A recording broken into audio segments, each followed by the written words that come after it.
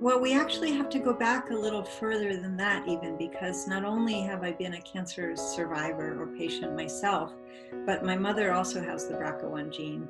And my father, we don't know of any gene for him, but both he and his brother and his father all died of renal cancer. So I suspect in the future there will be some discovery made about why 3 family members would die of the same kind of cancer.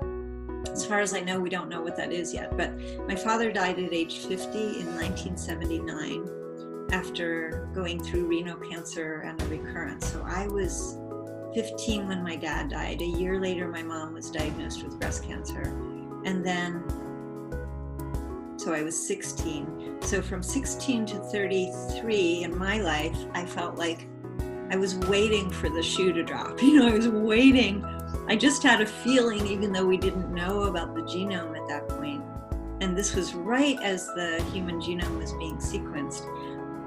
We didn't know there was such a thing as being genetically at high risk, but I just had a feeling, since it ran in the family, that I was going to be at high risk, and sure enough I was. So yes, 20 years since I was tested, and 6 years since I was diagnosed. What have I learned and what are the gaps? I honestly feel like 2 things. Number one, the genetic testing and the counseling around that has come a really long way. And the surgeries have come a really long way. So I was not told when I tested that fallopian tube cancer or ovarian cancer recurs up to 85% of the time. I really didn't know that.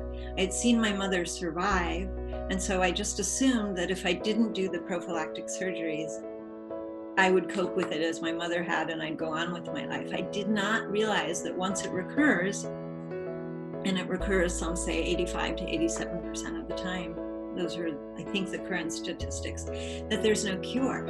So I was living with the incomplete truth. I didn't really realize that, and that might have been because I was such an early adopter.